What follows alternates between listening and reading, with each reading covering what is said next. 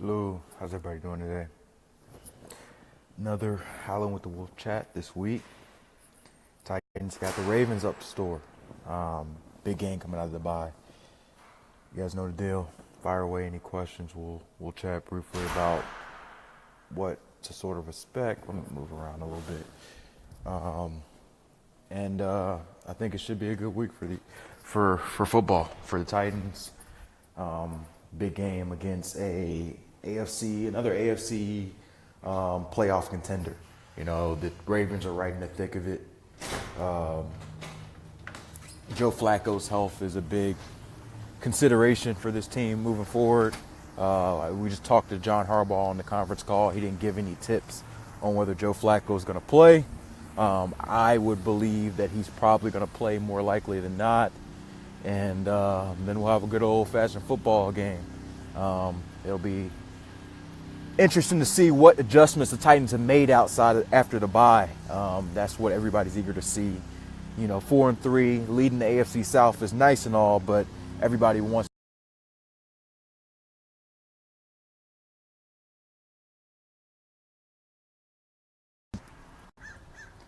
All right, can you see me?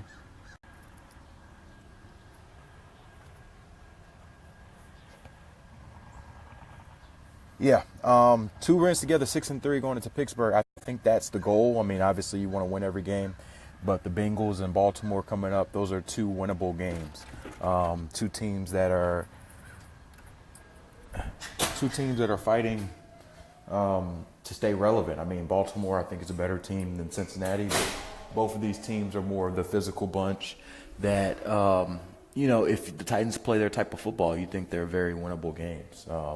So 6-3 going into a tough Thursday night game against Pittsburgh will put them in really good footing, and I think everybody would feel a lot better about this team down the stretch if that's how it all played out. So it starts with starts with Baltimore this week. I think the biggest challenge they present is obviously they have a really strong defense, and that's going to be a challenge for this passing attack. Their strength is their passing defense. So it will be a tough week to go ahead and fix all of the pass game woes that may have been harming this team over the bye. I do think this could be a week where they really lean on their run game. Baltimore is their 30th ranked run defense in the NFL, so this should be a game where DeMarco Murray and Derrick Henry get a lot of carries. I'd expect them to sort of carry the offensive load. But with all that said, everybody's, looking forward to Corey Davis's return, and I think that return will help open up some lanes for them down the field. Bo, is Cyprien expected to play? He's probably one of the more iffy ones. He practiced Monday on a limited basis. He actually did a good bit at practice, so I wouldn't be surprised if he was able to go. They kick off practice in a little less than an hour, so we'll see if he's out in the field. I'll be able to tell you guys how much he's able to do in the period we're able to see. But it seemed positive from Malarkey. I wouldn't be surprised if he was going and starting this week, and I also wouldn't be surprised if they sat him out one more week. So I think it's either this week or next week. He could be a questionable guy. That's what's going on with Cyprien. Any possible trades? Trade deadline ended yesterday. I know people expected some, hope to see some trades, but the Titans that wasn't an avenue where they were really close on anything. I know I saw something about DeMarco Murray and that happening. That just never made sense to me. Trading DeMarco is not a move that you make that's going to help this team this year. Unless it brought back somebody that could help, and I didn't really see how it could. You need DeMarco and Derrick Henry for this offense to be successful this year. I think that was, I didn't know where that came from, but I didn't really see much going with that trade opportunity. So DeMarco Murray and Derrick Henry will both be underway this week, and I think it'll be sort of what we saw before the bye. I think we saw a steady diet of DeMarco and Derrick, and you're not really sure who's going to be the guy on a given day. Some games it's Derrick getting a heavy load and having a big day, and sometimes it's DeMarco. They'll both get a pretty even split of the touches and carries, which may frustrate fantasy owners. But I think for the Titans in the long run, that's what makes them a better team, because they both have unique skill sets that allow them to shine. And the Titans aren't in a position to be with one without the other. Brian's asking, are we asking too much of Jonnu Smith as a blocker? I saw him get beat a lot in the Cleveland game. Here's the thing with Jonnu Smith. He was brought here to be a receiving tight end. So that's his role. I mean, tight ends in the NFL, there's a new age tight end. And it really, Delaney Walker was the start of it. The fact that they're making more of these bigger receiving type tight ends, so that obviously makes them more of a liability in the pass blocking game. Philip Supernall is here because he's a stronger run blocking and pass blocking tight end. So you have different tight ends with different skill sets. Jonnu Smith is not a great blocker. He's never going to be a great blocker, but that's not why he's here. He's brought here because he's a mismatch in the passing game, and he can present different things as far as the defense, along with Delaney Walker, that other tight ends can't. So yeah, he probably gets beat a lot in the blocking game. He'll get better. Maybe that won't be a liability in this game by year 2 or year 3. Maybe he'll just be okay in that area. But when they brought him in as a 3rd round pick, they knew that he may not be a complete tight end, but he's a guy who can change a game with his receiving ability. And we saw that in his 2 touchdowns earlier this year. So I think that they're happy with what they're getting from Jonnu Smith. They know his limitations, but his ability as a pass catcher is something that most tight ends don't bring. So let's see. Sean, hope to see you in Pittsburgh. We'll also be at that game. All right, yeah, Thursday night game. I actually got to book travel to that soon. But, yeah, that should be a fun one. Hopefully it's not snowing down there because, that's not fun. But, yeah, that should be a fun one. National TV game. It's their next national TV game. And, you know, if, like the other viewer mentioned earlier, if the Titans are 6-3 heading into that Pittsburgh game, that could be a really high-profile game of 2 teams that are potential playoff teams. But they've got to win these first 2 games before they get to that. Marco says, on the move, but definitely going to go back and watch this. Appreciate that. Thanks, guys. Like always, I'll post this on my page after so you guys can rewatch through. If any questions have already been answered, you can kind of see the answer to these. I enjoy doing these because I can kind of talk to you guys, see what's on your mind, and really just answer questions that I don't normally answer on my written articles during the week. So if you miss any topics or there's any other topics, I'll point to them. Like I talked about Corey Davis a good bit already this week. I'll talk about him again in this blog, but I've wrote a couple stories about Corey Davis and what he can mean to the Titans offense going forward. One posted this morning talking about Corey Davis and particularly how he can open things up for the offense with his ability and maybe make them a little bit more creative. So, James, will Corey be limited this week or are they easing him back in? They are easing him back in. What I will say is he's most likely going to play barring any setbacks. His play count will be dependent on what they see out of him this week. He had a good first day. They kind of held him back a little bit just because it was his first day back at practice in 6 weeks. But I think we'll see more of him out of this week. I think he'll start, and I think he'll get a significant amount of play time. But the worst thing that could happen is for him to re-injure that hamstring. So I don't think you'll see him play all the snaps. He may not even see 80% of the snaps, but I think he'll be a big part of the offense this week and moving forward. How's Spain coming along? Quinn Spain probably won't play this week.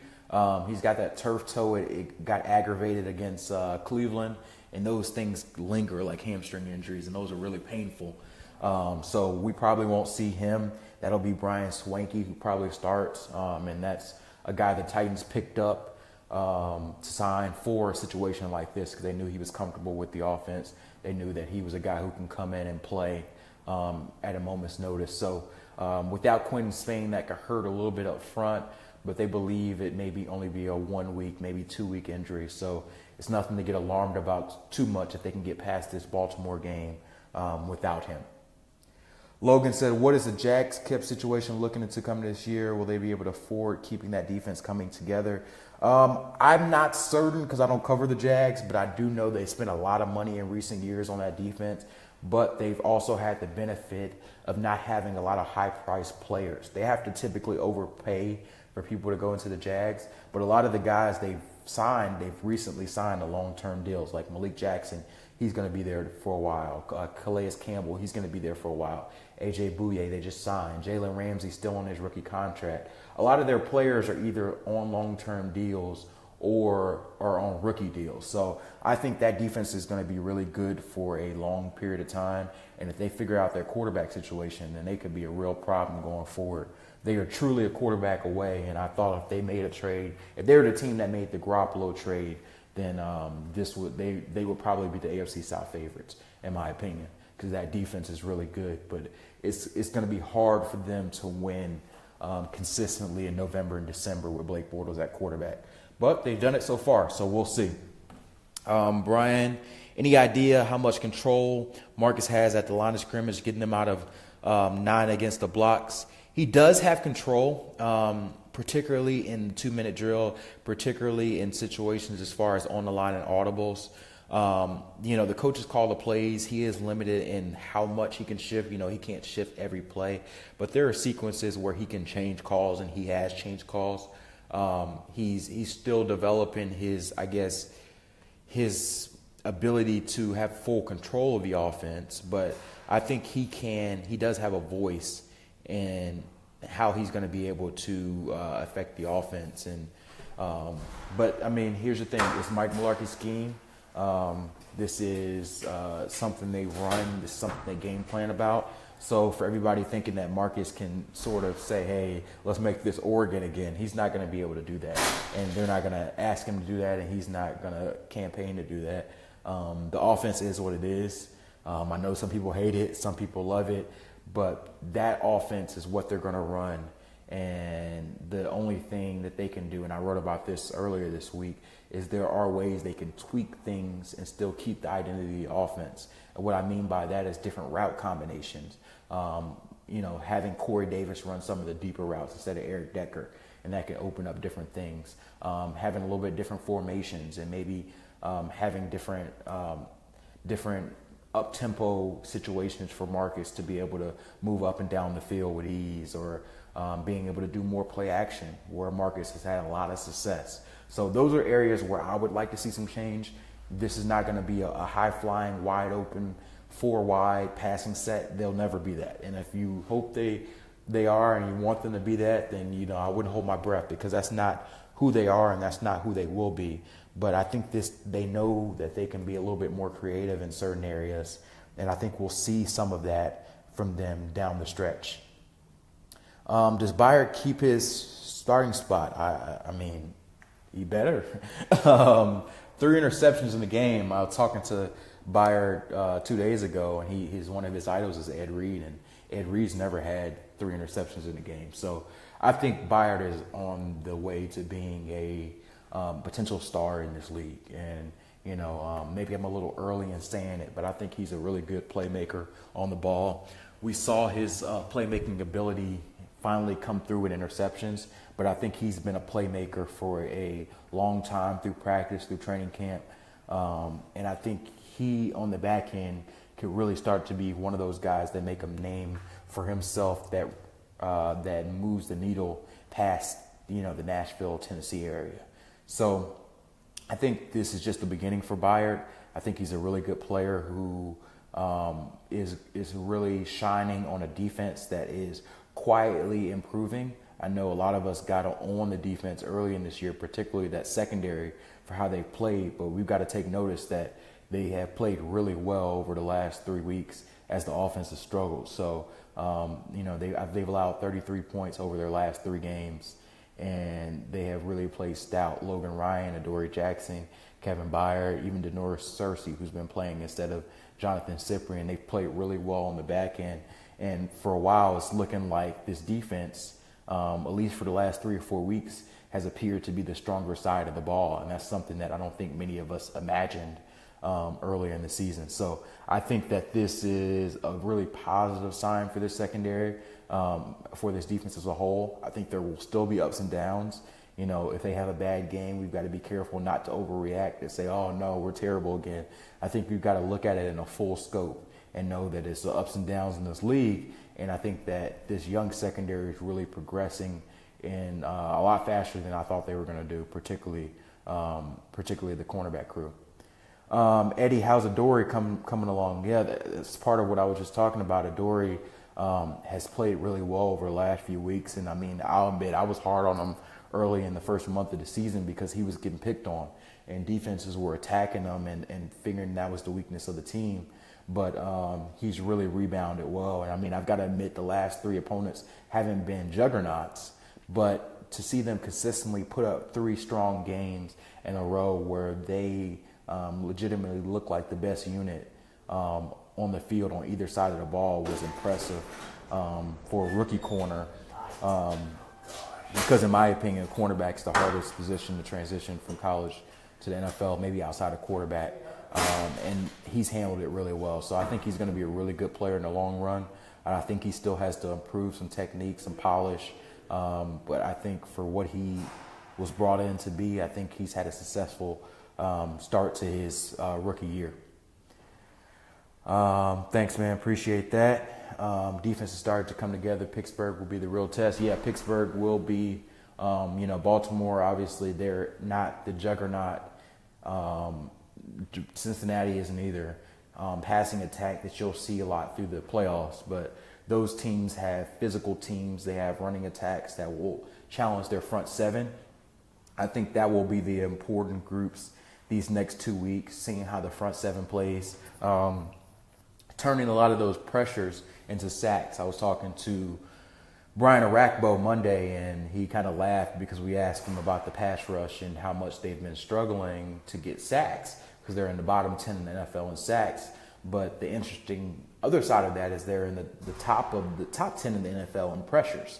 So that usually is something that doesn't correlate. They have 102 pressures through 7 games, which is a great number. But they haven't been able to translate those to sacks, and there isn't a great formula. It doesn't say, there's not like they're doing something wrong, they're not getting sacks. It's just some of it's blind luck, some of it's the fact they've played more mobile quarterbacks, and some of it's they're just not finishing opportunities individually that they need to. So I think that front seven will be really important. I think that might be the most important unit of the Titans team over the next 2 weeks. To one, see how they defend the run, starting with Baltimore and Alex Collins, who's been a really good back in recent weeks, and then just seeing how they pressure these quarterbacks. You got, I think Joe Flacco plays, so you got Joe Flacco and Andy Dalton, 2 quarterbacks who are relatively pocket passing QBs. So there won't be many excuses as far as mobility coming through. So this could be a good week for them to turn those pressures into sacks. Let's see what you got. Brian says, is DeMarco back to 100%? He was limited participant in practice. I don't know if he's 100% yet. I'll try to get a further answer from Mike Malarkey about that in practice in about 30 minutes. But, he was saying that he told me he was less than 80% when he played against Cleveland. So that was a little worrisome in the fact that I don't know if he should have been playing, but he did play and he didn't get hurt, which was good news. So you hope that hamstring healed a little bit further and got closer to 100%. But we'll see. Shoulder injury was relatively minor, so I don't think that's as much of a factor as the hamstring. So you hope that's something that bye week help him get past. But we don't know yet. Anything about Dodd is just not fit for it. Justin. I mean, Kevin Dodd. I don't know if you're going to see much from Kevin Dodd this year unless there's a major injury. I'm just going to be honest. I think that this is another potential redshirt year for Kevin Dodd. I think he's going to be inactive. If everybody stays healthy, I think Kevin Dodd is inactive for the rest of the year.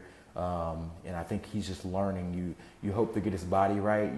The Titans will have a decision after this season. I think he stays on the roster after this season, and then the third year will be sort of that make or break year. You got to decide, does he fit as a 3-4 outside linebacker like you mentioned? I actually think he's a better fit to be a 4-3 defensive end, but this is a 3-4 team. So what do? Do you keep him as a 3-4 outside linebacker? Do you bulk him up, try to play him as a 3-4 defensive lineman?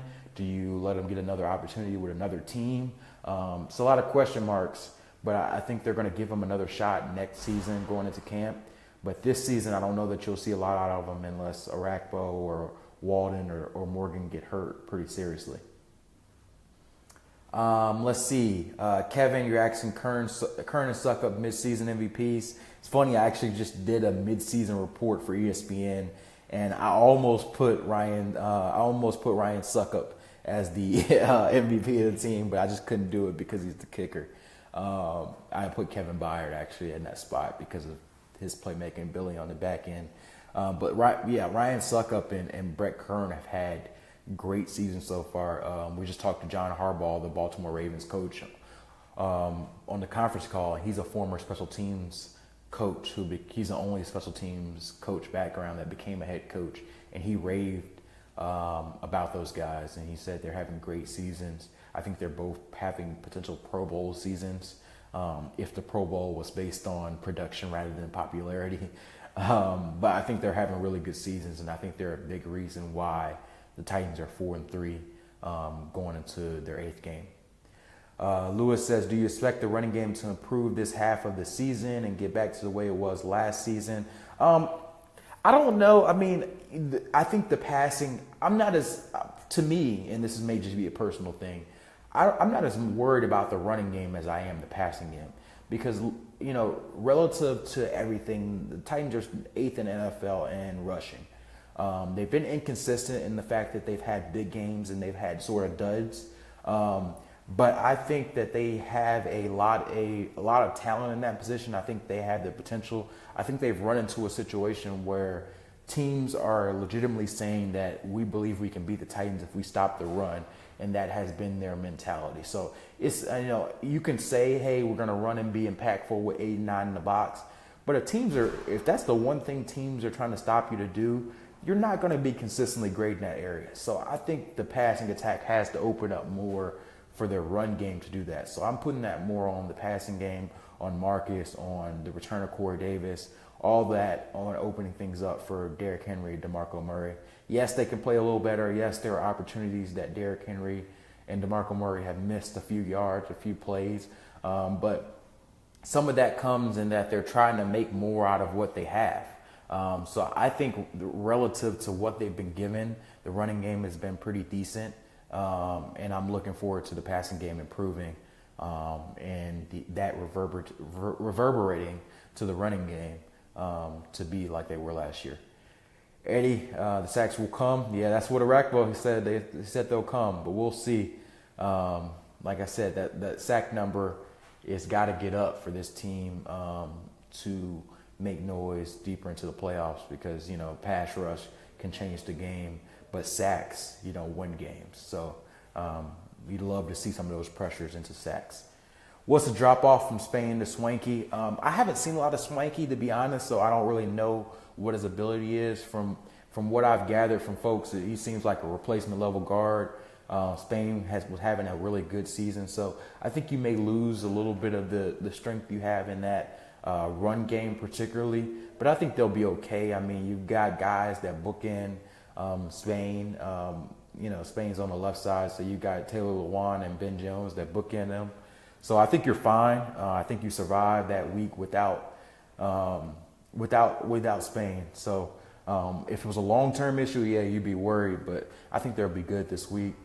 What's the biggest threat the Ravens pose this week? That defense. I mean, they got some ballers on that defense. Terrell Suggs, what is he, 50 years old, but he's still making plays in the backfield. I feel like this Ravens defense could really wreck the Titans offense if they haven't fixed things. So I think that's the biggest threat, that they get a lot of pass rush on Marcus. They start to stop the run game, and then you got a situation where Marcus is running for his life from Terrell Suggs. So I think that's probably the biggest threat. And then on the other side of the ball, like I mentioned earlier, Alex Collins, the Ravens running back, that's got to be priority number one, stopping him. The Ravens passing attack has probably been even worse than the Titans passing attack. So, you got to make sure to contain Mike Wallace and all those guys. But I think for the most impact that Corey Davis will have this week, I think that he'll see a good bit of playing time. The impact that he makes is mostly up to him. How much is he able to contribute? How much the coaching staff let him do? But I think he can be a big savior of this Titans offense if he is everything they think he is. They're putting a lot of pressure on him. They think that he's going to be able to be one of the main cogs to make this offense from anemic to pretty solid, which is a lot of pressure to put on a rookie player, but he thinks he's up to it. So we will see, but I think he's going to be a good player in this league for a long time. I'll take one or two more, and then I got to get ready to go to practice. They're going to kick off in a little bit. So, again, thank you guys for joining. This is always fun. We'll go to Eddie's question. Eddie, Davis, Walker, Decker, Taylor, Murray have been on the field together, maybe a game. Yeah. Corey Davis played a game and maybe 1.5 games. He got hurt right before halftime of the Jacksonville game. So that was the last time they were all together. So we all raved about their weapons coming into this year, the versatility, their ability to show different sets. But we haven't seen them all together. So I'm eager to see Corey Davis and Rashard Matthews starting on the outside with DeMarco Murray and Derrick Henry in the backfield, and Taywan Taylor substituting as a deep threat along with Eric Decker. So I think those weapons and that versatility could really make this offense open up and be some of what we saw earlier this season. Last one. Is it too early to play Davis in fantasy this week, or should I roll with Kevin Benjamin?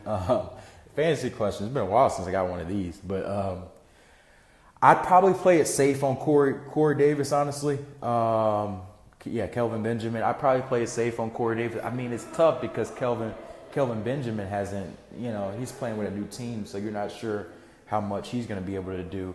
I'd probably give it a week for Corey Davis just because you're not sure how much he's going to play this week. If you've got to play him, I think you can play him and be sure that he's going to get some targets. But I don't want you to, count on the big game for him, and then he only plays 50% of the snaps. So I'd feel okay with either one of them, but if I had to choose, I'd probably play Kelvin Benjamin just because I know that he's going to be the number one target, and he's probably going to play most of those snaps out there in Buffalo. But yeah, thanks guys. That's it for me. I got to go to practice. We'll do this again soon. As always, you can rewatch the tape, send me any feedback, and we'll chat soon. Check out any articles on ESPN.com and my Twitter @Cameron Wolfe. I post all the updates and articles as well. Chat soon. Bye.